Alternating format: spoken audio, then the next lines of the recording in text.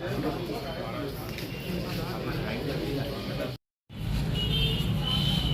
डब्बू पीछे थोड़ा आओ बोल।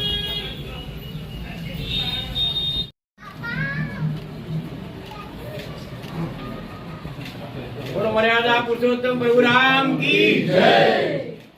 अच्छा, अब यही है कि उसका पैसा कहाँ गया? उसका पैसा फिक्स डिपॉजिट में कोर्ट के ऑर्डर और रजिस्टर परमिशन के ऑर्डर के हिसाब से रखा गया है।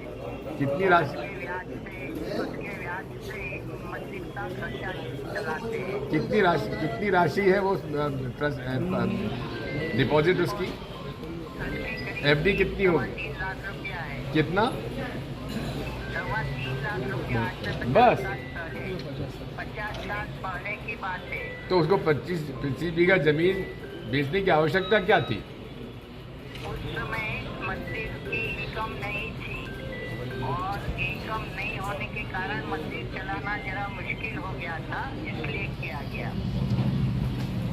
लेकिन वो तो मैं उसको पता लगाता हूँ, क्योंकि इसमें काफ़ी शिकायत मेरे पास आई। मैं खुद देखने के लिए आया हूँ कि यहाँ पर जो ज़मीन बिकी है या अनाधिकृत रूप से बिकी है, मैं इसको चेक कराऊंगा, फिर उसका जो भी होगा फैसला हो जाएगा।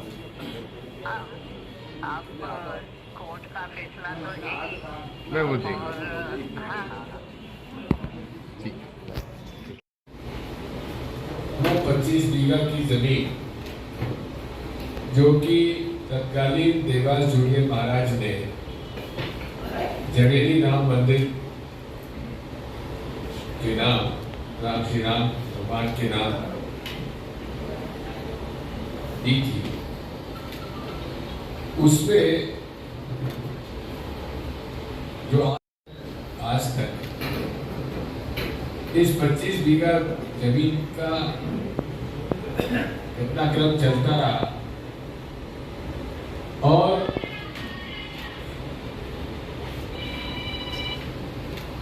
जो व्यवस्थापक थे, जो जिन्होंने इनके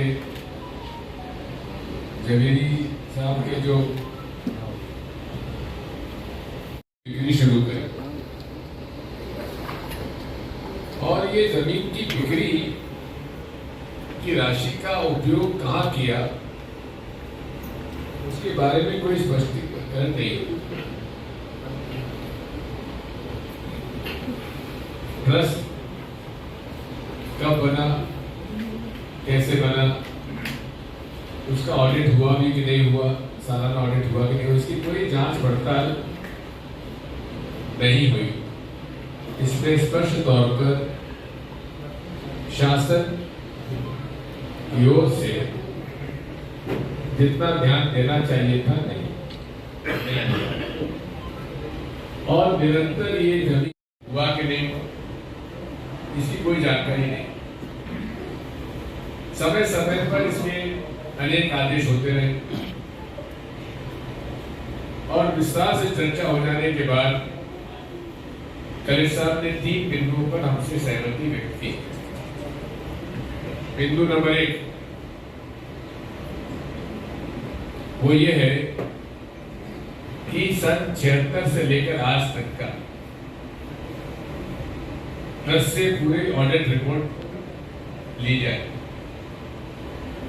और उसमें वित्तीय अनियमितता की कहीं है तो जिन लोगों ने वित्तीय अनियमितता की उनके खिलाफ पुलिस द्वारा उनके प्रकरण दर्ज किया जाए। दूसरा, जो प्रकरण हाईकोर्ट में चल रहा है उस प्रकरण 9 प्रकरण दर्ज हुए थे, जिसमें से 4 में फैसला हुआ है, 5 में फैसला हुआ है, जो कि 4 में ट्रस्ट के खिलाफ फैसला हुआ है, 1 पक्ष में हुआ है, 4 अभी बाकी। ऐसे विषय पर सरकार सख्ती से अपना पक्ष रखेगी। और तीसरा कि इसमें सिविल सूट दायर करना चाहिए कि टाइटल इसका क्या हो क्या ना हो। इन 3 बिंदु पर उन्होंने कहा हम कार्रवाई करेंगे। हमने उनसे अनुरोध किया है कि एक निश्चित समय सीमा में उन लोगों से जिन्होंने जमीन बेची है उनसे ऑडिट रिपोर्ट मांगी जाए, कब कौन सी जमीन कितने बिकी, उस समय क्या कीमत थी, किस कीमत में बिकी, ये सारी जांच जिला कलेक्टर साहब ने वादा किया है वो करेंगे। मध्य प्रदेश में पिछले 20 साल से भाजपा की सरकार है, निरंतर यहां से प्रतिनिधि भी भाजपा की जीतते चले आ रहे हैं, लेकिन जिस प्रकार से भगवान राम के मंदिर की जमीन बड़े बड़े बिल्डर, बड़े बड़े लोगों के पास पहुंच गई, ये बिना सरकार की सहमति के संभव नहीं है। यदि आप देखेंगे भारतीय जनता पार्टी और विश्व हिंदू परिषद, ये जमीन जवेरी राम मंदिर की जो ट्रस्ट का मामला है, वो क्या पूरा मामला था और उसमें दिग्विजय सिंह जी भी आए थे आज, किस तरह सामने? मैं देवास का ही बासिंदा हूँ, सन 90 से देवास में निवास करता हूँ। इस नाते से देवास के कुछ लोगों ने मुझे जानकारी दी कि देवास का जो विकास है वो हर तरफ से ठप है। चाहे इंडस्ट्रियलाइजेशन हम देखें, एक जमाने में देवास बहुत बड़ा इंडस्ट्री क्षेत्र था, आज पीछे हो गया। देवास शिक्षा के क्षेत्र में मेरे ख्याल से मध्य प्रदेश के सबसे ज़्यादा पिछड़े जिलों में है। यहाँ ना इंजीनियरिंग है, ना मेडिकल है, ना व्यावसायिक पाठ्यक्रम संचालित करने वाले महाविद्यालय हैं। तो ऐसे दृष्टिकोण में यहाँ के लोगों के लिए सोचना चाहिए। तो हमने जब बात की कुछ लोगों से तो उन्होंने कहा हमको ज़मीन चाहिए, सरकारी ज़मीन चाहिए। सरकारी ज़मीन कहाँ मिल सकती, उसकी खोजबीन करी। देवास में कोई सरकारी ज़मीन नहीं। यहाँ पे ग्रिड जो है वो राजौदा में बनाना पड़ा, यहाँ पे पॉलिटेक्निक कॉलेज राजौदा पंचायत में बनाना पड़ा। अभी भी आपने देखा कि कन्या वो साइंस कॉलेज कहाँ बना जाके 20 किलोमीटर दूर। तो देवास में इन सब चीज़ों को व्यवस्थित करने के लिए जब एक मामला आया कि ये मंदिर की ज़मीन है और मंदिर के जो भगवान राम है वो उसके मालिक हैं, उनके लिए, उनके रखरखाव के लिए जो हमारे छोटे राजा थे उन्होंने 25 बीघा ज़मीन इसके लिए प्रदत्त की थी। वाले ट्रस्ट बना, ट्रस्ट का जबकि कोई रोल नहीं था। उन्होंने कहा मंदिर की जो सेवा करेगा उसको मिलेगा, लेकिन वाले ट्रस्ट बना। ट्रस्ट बनाने के बाद ये 25 बीघा ज़मीन की अफरा तफरी करने का काम शुरू हुआ। एक नहीं, दो, 3, 4 बार, जैसा दिग्विजय सिंह जी ने कहा कि जमीन को बेचा गया, खरीदा गया।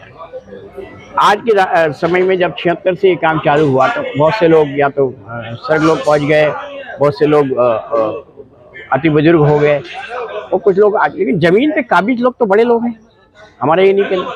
जब बड़े लोग काबिज हैं तो या तो उनसे ज़मीन खाली करवाई जाए, और अगर वो ज़मीन खाली नहीं करते तो उनसे उतनी पेनल्टी के रूप में जो वर्तमान बाजार दर पे है वो पैसा वसूल किया जाए, और लोकहित में जो पैसा जमा है राम जी के नाम से ही मेडिकल और इंजीनियरिंग कॉलेज खोल दिया जाए।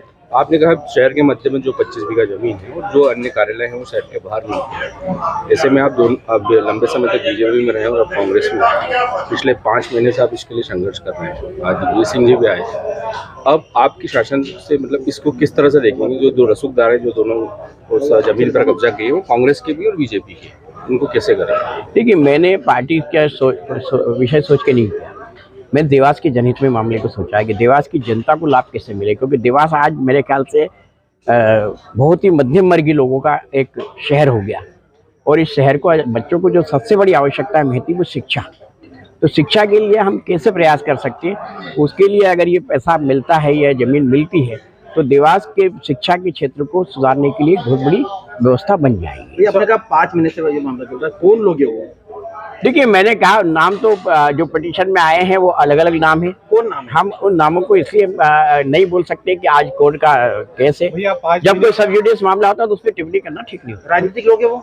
राजनीतिक है, उद्योगपति हैं, व्यावसायिक हैं और भूमाफिया है। किन पार्टी के? सभी के लोग। भैया, दिग्विजय सिंह पूर्व मुख्यमंत्री जो है आज देवास पहुंचे थे और जवेरी राम मंदिर ट्रस्ट के जमीन को लेकर उन्होंने 25 बीघा जमीन को लेकर मुद्दा उठाया। उन्होंने कहीं ना कहीं ये कहा है, बीजेपी को आड़े हाथों लेते हुए कहा है कि लोकल जनप्रतिनिधियों ने इस तरह के मुद्दे को क्यों नहीं उठाया, क्या कारण है कि इतने वर्षों से ये मुद्दा आदर में पड़ा है? जवेरी राम मंदिर देवास में वर्षों पुराना राम मंदिर है जो जीर्ण शीर्ण अवस्था में हो गया था और उसका पुनर्निर्माण का काम मेरे द्वारा पिछले साल भर काम चला और उसको व्यवस्थित करने का काम किया ताकि राम जी की आस्था का विषय है और राम जी के दर्शन के लिए सब लोग आते जाते रहते हैं। लेकिन दिग्विजय सिंह और कांग्रेस जिस प्रकार से 25 बीघा की ज़मीन की बात कर रही है तो कांग्रेस शासन काल में ही उसको बेचा गया। कांग्रेस शासन काल के ही कलेक्टर ने उसमें अनुमति दी है और कांग्रेस शासन काल में ही सब मामला हुआ है। मैंने समय समय पर जिलाधीश महोदय के माध्यम से, एसडीएम के माध्यम से मैं बार बार यही कहता आया हूँ कि राम मंदिर हमारी आस्था का केंद्र है, इसलिए उसको जो पब्लिक ट्रस्ट थी उसको पुनः बहाल किया जाए। जो वहाँ का ट्रस्टी है वो निरंतर वापस हाई कोर्ट के माध्यम से एक पक्षी निर्णय के आधार पर पुनः ट्रस्टी की हाई कोर्ट से अनुशंसा करके आ गए हैं।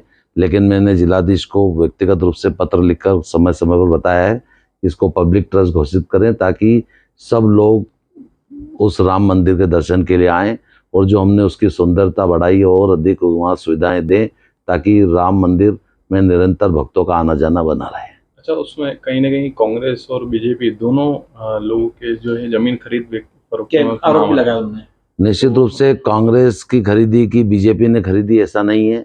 उसमें निश्चित रूप से 50 साल पुराना कांग्रेस के समय बेची गई ज़मीन थी और सारी अनुमतियां भी कांग्रेस शासन में ही दी गई थी और उसकी संपूर्ण जांच का विषय तो हम समय समय पर उसको उठाते रहे हैं और कहीं उसमें हाई कोर्ट ने भी कुछ निर्णय हुआ है और सुप्रीम कोर्ट में भी कुछ निर्णय हुआ है उस ज़मीन के अगेंस्ट में।